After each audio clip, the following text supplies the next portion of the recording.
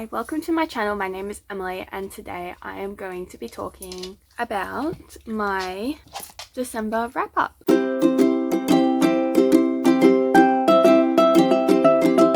So December was a very weird month for me. Like, I felt like I read a lot, but at the same time I honestly did not read a lot. I just didn't really have the motivation to read this month, and I think just the unwinding of the year and just everything being so busy, I just didn't really read that much. So I read 3 books, very different to each other, so let's go through them. The first book I read is Dear Dolly, on love, life and friendship. So this is a non-fiction. Pretty much it's just Dolly responding to questions and letters that she has received from people who read her column. I'm not 100% sure where the column looked, but she wrote a column in one of the newspapers in Britain or United Kingdom, and she pretty much just answered them, and each answer goes for about 3-4 pages depending on the topic itself, but a lot of times she does try to put a lot of thought into each and every question, which was really nice. And she liked to play, instead of devil's advocate, it's agony auntie, which was kind of funny when it came to different situations. But this was, it was a nice look at different things. I couldn't relate to much of what was being asked, but it was still really nice to read a different perspective on someone else's life and just trying to give someone the answer that they may not have thought of, or how to approach a situation. I ended up giving this 4 stars, but I think I just gave it that because of the Goodreads system, as well as Storybook. Just give it a star because I would recommend people reading this, but I wanted to give this some sort of ranking because it was still good. It just didn't relate to me as much. Next book I read is Book Lovers by Emily Henry. This was good. It kind of followed a bit the same when it came to the other book I read of Emily Henry's this year, which was Beach Read, and I didn't mind that one, and I liked this one as well.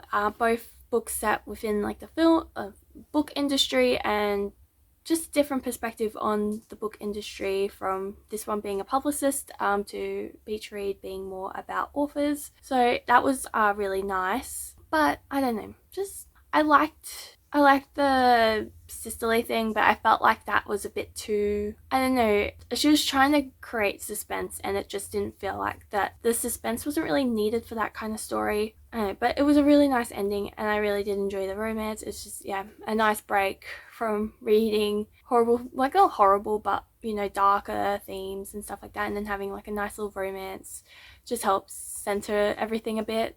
But I definitely recommend. I gave this about 4 stars as well. I definitely recommend reading something from Emily Henry. I still am yet to read People We Meet on Vacation, so that seems like that will be a interesting read as well, but I'm looking forward to it.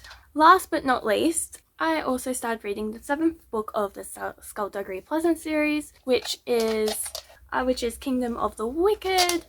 So this is just another, sorry, Max is moving the camera.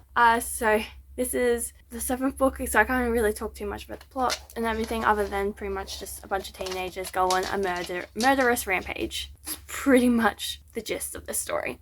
It's good. It's not as good as the last one, but I still found it very enjoyable and I'm keen to see what else happens. I'm still currently reading the book because I did read the majority of it in 2022, so I put it as a 2022 read, even though I know Goodreads and Storygraph will put it as a 2023 read, but at least the Storygraph, the pages that I read of this book in 2022 will count towards that page count, which is good. But so it's still pretty good. I would say this is probably the best book I read for the month. It's just so good revisiting characters that you love and know, and just seeing what they're going to do next, especially with what Valkyrie is going through at the moment. And pretty much this book, it puts Valkyrie's situation into perspective, essentially. But I am looking forward to reading whatever happens to Valkyrie Kane and Skullduggery Pleasant. And that is my wrap up for December 2022.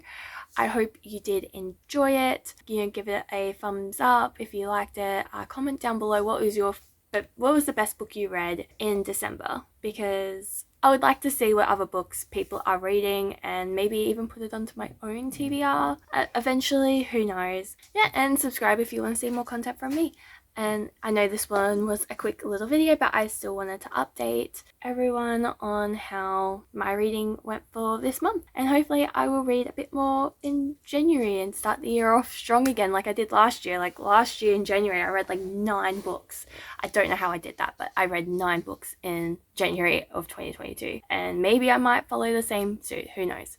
But I'm pretty sure I also read a lot of graphic novels as well in like the first like 4 months of 2022, so that really upped my book count, definitely. But yeah, and then next week I will be posting my 2022 like wrap up entirety. I will be doing like 2 or 3 videos of my 2022 statistics, wrap up, books of the month, favorite book of the year.